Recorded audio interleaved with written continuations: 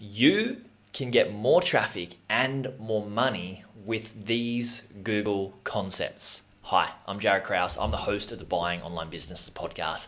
And today I'm speaking with Mordy Oberstein, who is the head of SEO Branding at Wix.com. Currently, he also serves as communications advisor for Semrush and is dedicated to SEO education. Mordy is one of the organizers of the hashtag SEO Chat and the host of the SEO Rant podcast, co-host of Edge of the Web, and a popular industry author and speaker. In this podcast episode, I was delighted to speak to Mordy about how he and Wix have structured their content on their homepage and on their sites, and why we should model some of what they're actually doing with our content sites that we may be purchasing or already own. We also talk about how to make sure Google and your users can find your content. And we also talk about multiple different strategies in ways of doing that, not just in internal links. We also talk about why ticking all the SEO boxes when you're creating content and growing your site is just simply not the answer. They can be important, but they're not everything. And don't live and die by the sword of that. We also talked about how to problem solve why your sites and pages were hit by a Google update, if they were hit by a Google update. We also dive into Google concepts. This is a fascinating part of the discussion and the podcast that I had with Mordy, and I really believe in a lot of the things that he believes in around Google and concepts and algorithms and content for particular users that we're trying to target. And we talk about these Google concepts, what they actually are, and how you can learn these to create better content than what Google and even your users expect. There's so much more in the podcast episode among those talking points I just mentioned. This is such an incredible episode. You're absolutely going to love it. But before we get stuck into the episode, I wanted to tell you that this podcast is not the only way that I can help you for free. I have my due diligence framework, which everybody has been raving about, which will help you with knowing what to look out for when buying a website, including questions you should be asking the seller and everything that you need to take the guesswork out of buying a business. To get that, go to buyingonlinebusiness.com/free resources. And there's some other cool free resources on that page that you can check out too. Let's get stuck into the episode. Do you want to build or grow your content website? Niche website builders have helped hundreds of people to take their content websites from a few $100s per month to over tens of thousands of dollars per month with crafted content creation, buying aged domains, and link building strategies. These strategies have helped people increase their traffic, authority, monthly earnings, and their website valuation too. Head to nichewebsite.builders/BOB/ to get 10% off any link building or 10% more from their content creation services. That's nichewebsite.builders/Bob/. I'll put a link in the description too.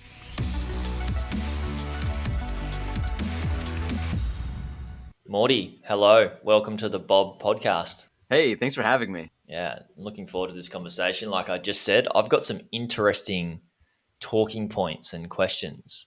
So I hopefully have some interesting answers. Yeah, I'm sure we'll just go down the rabbit hole with some of the questions I end up putting out there. But the first thing I wanted to mention was, so many people listening to this are like, cool, Jaryd, I've followed your content for ages, loving it, want to buy a website. Usually they start off wanting to buy a content website because that can be the easiest one to move into rather than just going and buying an e-commerce business and having all of these jobs, wearing so many hats. And one common question when people buy a blog or a content site is, all right, so I've got these categories or this bunch of categories and there's a bunch of content. How do we work out if the categories and the flow of traffic is right? There's correct silos and stuff like that. So I'd love that this is not just a question, but it's more of a discussion, a topic to bring up. How do you go about looking at a site and going, oh, like there's a lot of content here. We need to structure it a bit better for Google and for the users. Yeah, I mean, you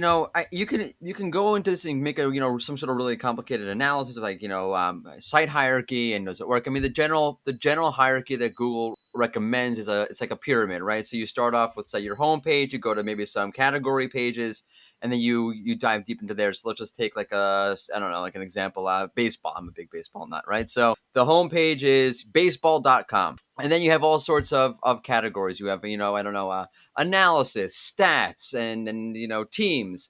And under each, let's say under teams, you have, all your blog posts about the individual teams under there. That's the general structure. It makes a lot of sense. It's very intuitive to users. I would say, like, look, not every website can be built that way. Some websites have a flat hierarchy, and that's also fine. When you look at it and you go to the website, does it pass the sniff test? Like, can I easily navigate it? Do I easily understand it? Does it make sense to me as a person? And if it does, for the most part, it should make sense to a search engine. It's really not overly, you can make it overly complicated, but you don't have to. And so that's probably the easiest way to explain having your content easy to access for the search engine and for the user, or is it different at times? No, I think it's very much the same, right?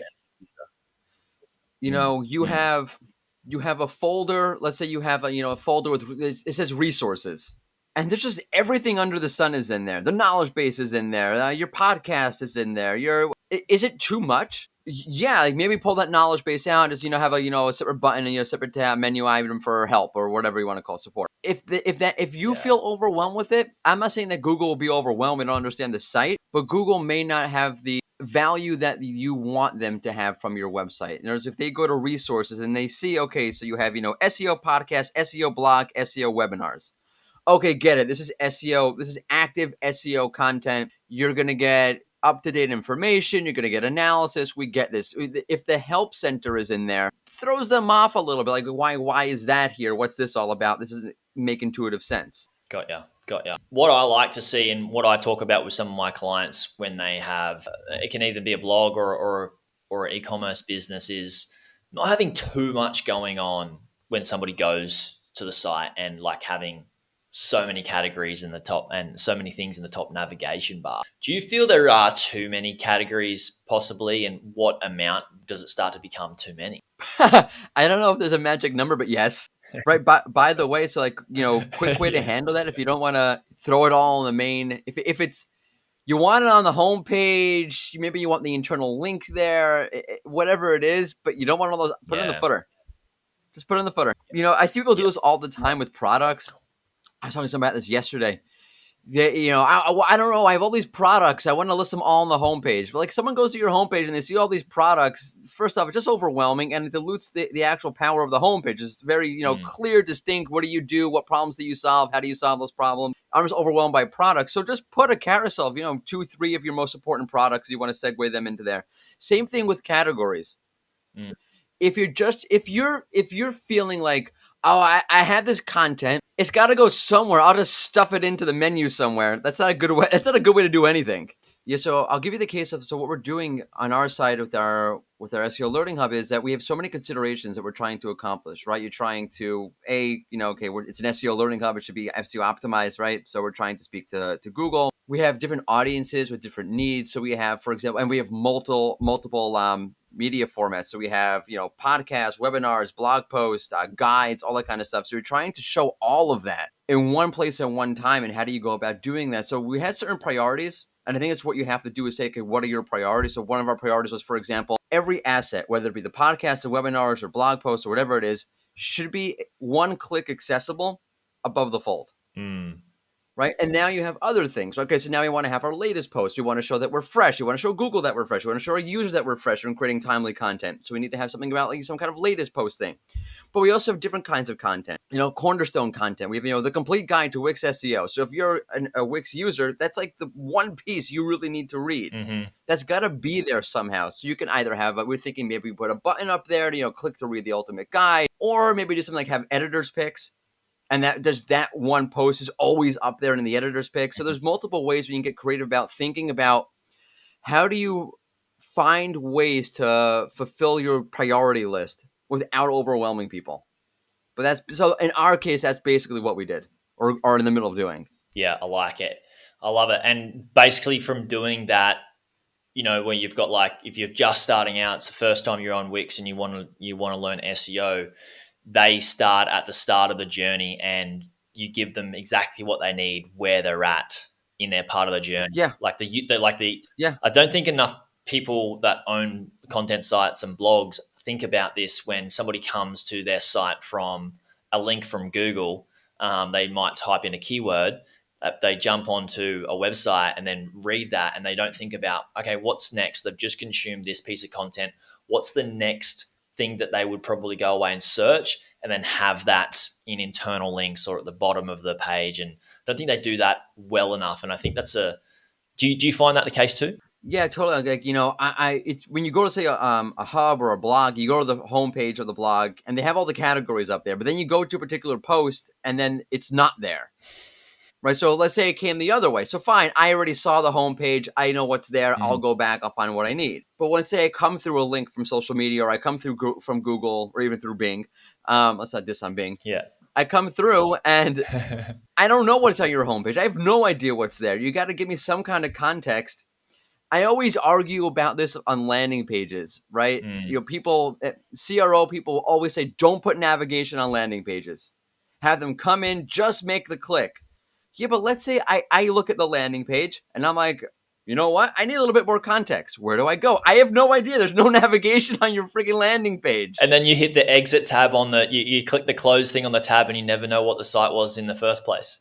Yeah, done. Goodbye. It makes no sense to me. Okay, you don't want to have it prominently there. You want to put it maybe remove a little bit of the opacity so like it's not in your face, but put some kind of context there. I don't think people do that well enough on blogs at all. Yeah, cool. Yeah, I like it. Thinking about the journey of the user is not thought about as much by site owners. No, and it's messy, right? People come in. I think people think there's a funnel, right? They come in, they go here, then go there. But in reality, think about when you're buying a product. I go here, I come back, I look again, I come back again, I check something else out, I come back again, I look at something else, and it's really messy. Yeah, it is messy. It's not for the user. It's not a linear journey. So, for example, Googling like the best product of something because they want like a pair of ski goggles because they're going to the snow, and they check out one article with 5 best, and they check another article out with the 5 best, and then they go away and look at a few different shops that are hosted on Wix, and then they come back and just compare all these ones through tabs. It's just like that's why CRO is so important, and having the right things in the right place on the page is so important, right? Yeah, I mean, even a blog. You go to the blog, you see maybe a banner ad for that blog's podcast. User sees it, does nothing with it. A month later, I really want to listen to a podcast about X. Oh, hey, I remember. They go to your homepage now. They don't go back to your blog because then they can't find your podcast. Yeah. So you've got a site with your top 5 categories or 5 things on your navigation bar. When you get to the blog, like say it's a blog that's in fishing, right? And it could be trout fishing, sea bass, tuna, mackerel, 4 different types of fish. They're the main categories. Like say you've got that like hundreds and hundreds and hundreds of articles on your site.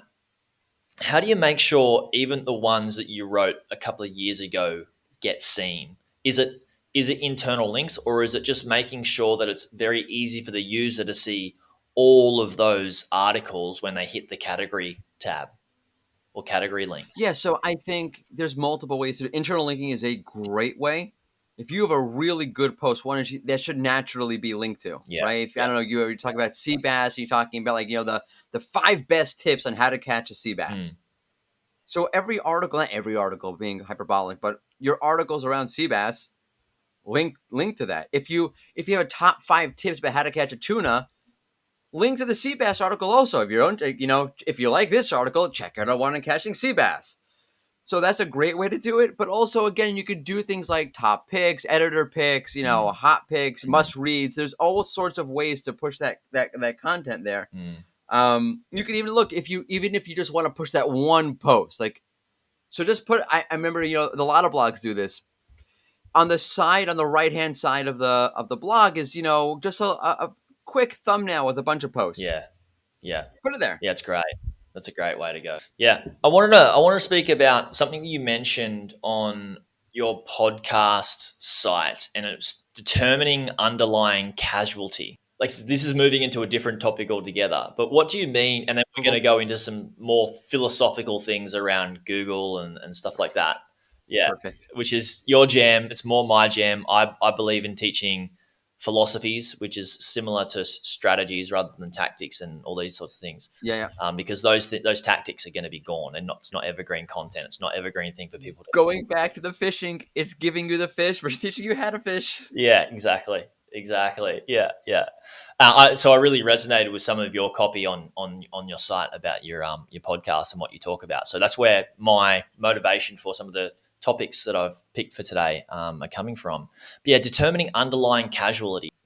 Yeah, determining underlying causality. What does this mean in SEO terms, and for people that have Okay, websites? that's a really good question. So there's two ways you can take this. One is like very like linear and straightforward. If you're looking at like let's say preventing you from ranking. Mm. So sometimes the underlying causality is very linear. It's like I've no index the entire site. That is preventing you from ranking. So I'm leaving that kind of thing aside for a minute. The Yeah. technical problems that you run an audit, you need to fix them. Like not fundamentally talking about. There are more complex problems like canonical problems where let's say, for example, your canonical tags, you're telling Google the primary content is really this page and not this page, and you're doing that in a wrong way too often. That can mess up your whole site. Yeah. But from a content point of view, well, and I think this really comes into focus, which is where my jam is in the SEO world, is you're not ranking well for a keyword, let's say, a really important keyword or a topic. Let's say for this particular topic, you're just not ranking well. Or you used to rank well, but all of a sudden now you don't rank well. Yeah. What happened? Let's take the latter, right? You used to rank well, some other page replaced you, and now you don't rank well. You used to rank number 2, and now you rank number 22. Yeah. Not great. What happened? And trying to thematically analyze as opposed to looking, okay, maybe I changed my keyword around over here, or changed an H1 over here, changed my title tag over there. I'm not saying those things aren't important. They can have big impact, even though that's not my general strategy. Just, let's fix the H1s on all your pages. That can move the needle. It's like, don't discount that. Changing an H1 can be a big deal. Keyword can, though. Particularly in non-competitive areas. But what you fundamentally want to do is look and figure out what's the problem. And it's not usually one problem, or you don't know the one problem. There's a SEO, his name is Glenn Gabe. He's a fantastic SEO. His approach is throw the kitchen sink at it. Find multiple underlying causalities. So I'll give you an example of what I mean. There was I was looking at it was the last Google Core update, which was when, in May? Yeah, May. I think it was May. 2022. Yeah, the May 2022 Core update. Yeah. And there was, I think it was a Healthline page or a Very Well Health page, one of these, big health websites, and they had a piece on bipolar disorder, and they lost a lot of ranking. They went from ranking number 2 to ranking like number 10, which is really significant. It's not what you want. No. And there was a page on the NHS that all of a sudden bumped up instead of them, kind of replaced them, like a swap on the SERP. Trying to figure out like what was wrong with this page. And there could be multiple things. I'm just telling you one thing that I thought was wrong with the page, and I'm not crapping on the page. It's a pretty good page. It's fine content, but clearly there was a problem. Google had a problem with it. And what they did was, I forgot the exact terminology, but there's 3 different types or multiple types of bipolar disorder. And obviously a really important topic. You don't want to mess this up, and nuance really matters. Correct. And the third category is one that, from what I can tell from reading, the Mayo Clinic and WebMD and Harvard Health, is a category that's like kind of, people aren't 100% sure, is it really bipolar disorder or not? Okay. And the way that the sites that are ranking really well portray it is exactly as that. There's this other kind of form out there where not 100% scientists are not 100% sure if this is really part of the spectrum of bipolar disorder or really something else, but here it is. And they kind of put that caveat out there. The Very Well Health page didn't. And it just presented it, and it did it in prominent places like the subheading. Here it is. Here are the 3 categories. This one is the third category, unequivocally. Yep. So that's really like not great. No. So that was like what, and finding that out is not, you have to read all the, it's not like skimming. You have to like read all the other pages. Figure out, okay. This is the best thing about Sorry, it. I mean, sorry, I just want to inject here, because people that come in looking at this with a very technical SEO approach are looking at, all right, what have they, like, are they just ticking all the boxes of the SEO stuff that you need to do for the piece of content? Because the great thing is you've got a comparable, right? If you've got a comparable, that's excellent. And you can look at your one that's at 10, ranked 10, they're at 2. So one went down, one went up. Why? And most SEOs might just go, or people that are new to this just go, this is an SEO problem. And well, their belief would be that, and just try and find out what they're doing and start ticking all those boxes, this page rank 2 one for their page rank 10 one to bring it back up. But they're not going, oh, hang on a second. How does Google view how they've written the content and how they've presented the content?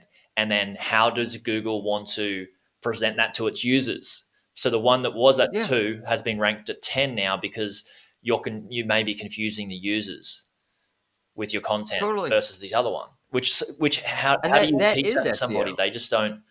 This is having a very different mindset around it, right? That's what. Yeah, well, that's what it is. It's first off, it's a mindset. Like it's not a list. And I think sometimes SEOs pigeonhole themselves into thinking, okay, well, I only do technical SEO or I only do content SEO, so I'm only going to look at one area of this.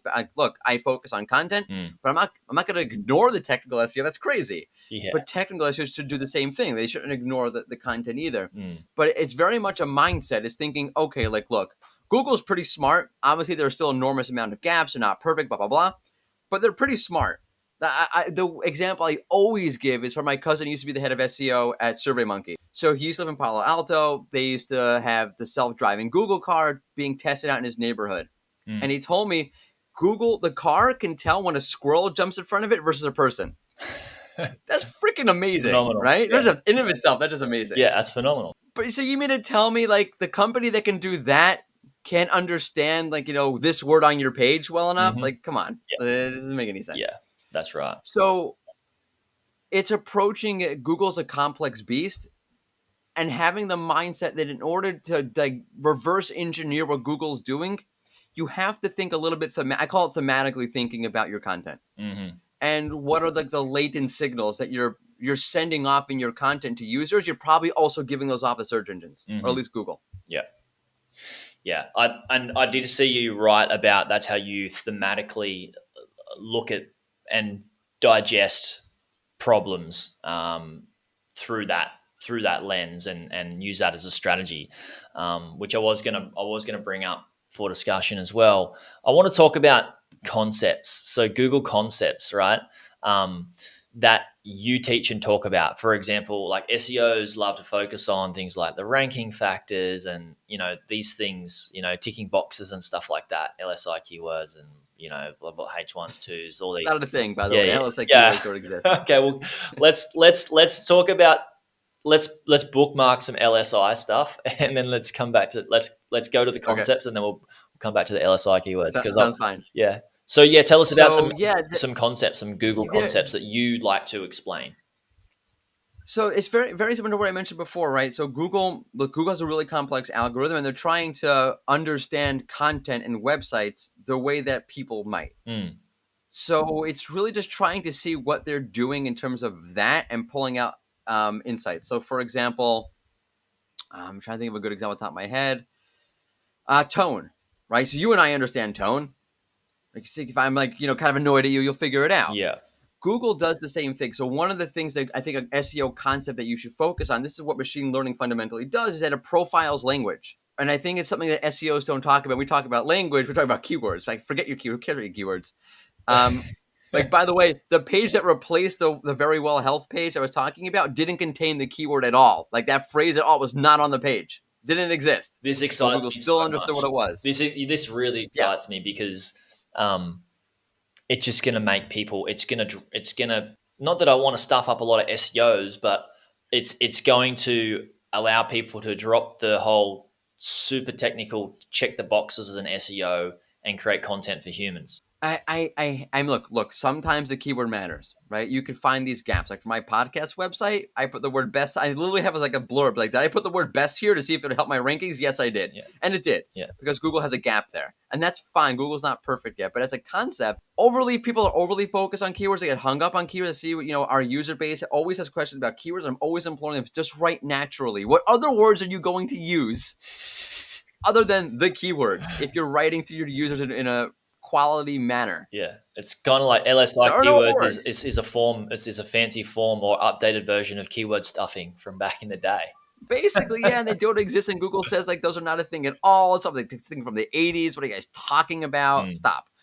But as a concept, Google's looking at your website and profiling it in a lot of different ways. It's profiling. So, like, for example, if I've seen pages where I think going back to 2019 with this one in the September 2019 core update, one of the cool things I saw with that one, and Lily Ray happened to say something very, very similar at the same time, which is another great SEO, we should follow her. I think I might Was have had her Google, on the it was podcast, to be honest. Lily Ray, she lives in New York. she lives in New York. She's fantastic. Yeah, she's been on. I forget what episode number. Uh, Yeah, she's awesome. great. She's a great So human being. she's amazing. Yeah. So one of the things that I saw was it was a bunch of pages around business loans, and there was a lot. And some of the pages that lost rankings, it's an informational page, even though it's a landing page. People make this mistake all the time. For something like a loan or something like, I don't know, heart attack prevention. Yeah, you might have a landing page there, but you gotta be really informational because you're really messing around with people's, their financial health and their literal health, and whatever case you're taking here. Yeah. And a bunch of these pages are putting content in like, a small business loan is, a lifesaver. It's a classic. And Google profiled the language. Obviously, it can't understand tone the way I saw that and I cringed. This is a used car. But Google does it by profiling language types. Like, they put language in that, according to our profile, is overly marketing on an informational landing page. Yeah. And Google does this all of the time. And literally, it's what machine learning is built to do. It's built to create a profile around language and then match up its profile to what you're doing on your website. And if you don't match up, you're screwed. Phenomenal.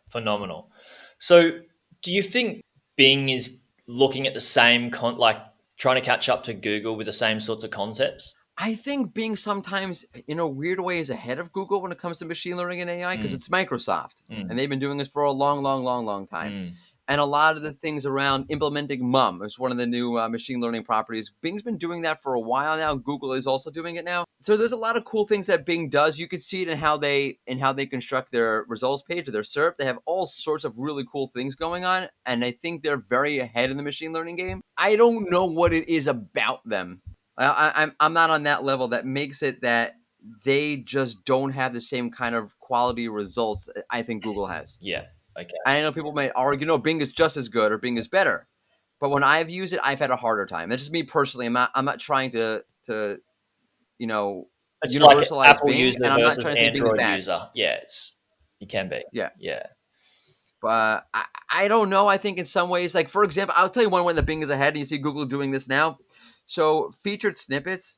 So when you Google something, you Google, I don't know, how to change a tire, and Google has a whole, step 1, step 2, and then they have a URL at the bottom of that little box. Yep.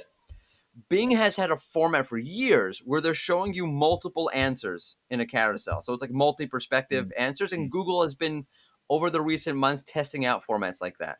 Yeah. So, and Google will steal a lot of the way that Bing constructs its results page all the time.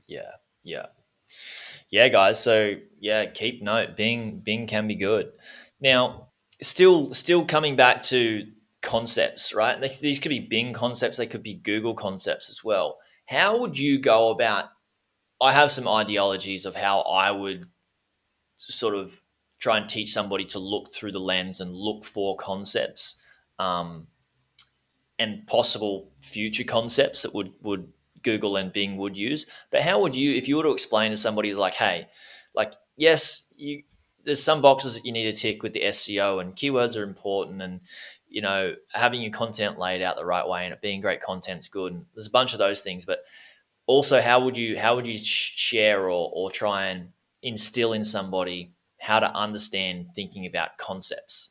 Yeah, I mean, it's a good question, because how do you tell somebody, there are people who are very practically minded, and that's a good thing, and they should be doing X thing. And there are people who are more conceptually minded, and they should be doing Y thing.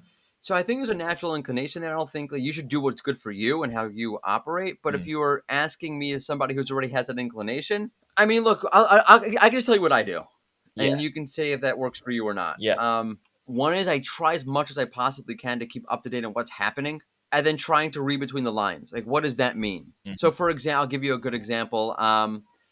Google has a type of update called the product review updates, and it's basically looking to see for pages, specifically product review pages, how good are these reviews? Are people actually using the products they're reviewing, and those kind of things? They made an announcement, or someone asked them a question maybe a month or two ago, is this only in English, or does this product review update apply to other languages?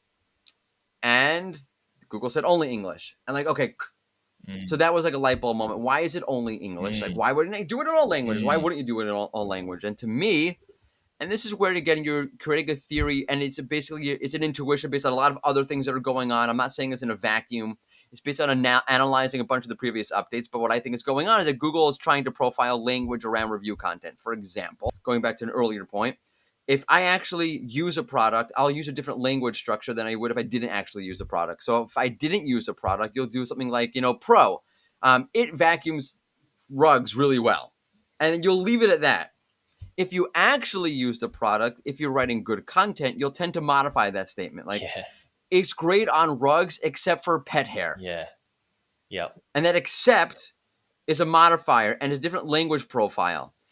Why is Google only working in English? Because it's currently still building the model to profile language. So number one is basically to keep up to date with where Google is heading. To be honest, I don't like, I'm not an SEO, and I don't, stay super up to date with like all the things that are happening and what's coming down with the pike with SEO. I speak to a lot of great SEOs like yourself and Lily Ray, and I pick up a lot of great things. But the way I see it is that if I can put myself in the shoes of the user for Google or for Bing, how could I create the best possible content, the best possible site structure, internal links, all these sorts of things for me, and make it so good that it's better than I could have expected as a user when I go to the site? And looking at it through that lens, then I would see that Google would like to optimize for that as well. Yeah, that's the way I would like. I sort of perceive it is like, if there was a concept on how to try and think about how Google would reward my content and my site with rankings and traffic, is make the content like better than what the user could expect, like go above and beyond. Yeah. And how could Google not put that in front of people? Like, it'd be hard for them not to. Amazing. And whilst we were chatting, I pulled up Lily Ray's episode. It's episode 164. And how's this for a clickbaity title? Why deleting content can win you more traffic with SEO. So guys, go and check out that podcast episode 164, but also make sure you check out Mordy's podcast as well. There'll be links to that in the show notes. For those of you who are listening, thank you so much for listening. If you are going to own a content website, make sure you listen to this again. If you know somebody else who is going to own a content website, either they've got one or they're about to own one, make sure you share this podcast episode with them. Yes, selfishly, it helps me and Mordy help more people, but you're helping people directly as well by sharing this with them. So thanks again, Mordy, and thanks everybody for listening. Hey YouTube watcher, if you thought that video was good, you should check out this video here on the 2 best types of websites beginners should buy. Or check out my playlist on how I made my first 100K from buying websites and how to do due diligence. Check it out. It's an awesome playlist. You'll enjoy it.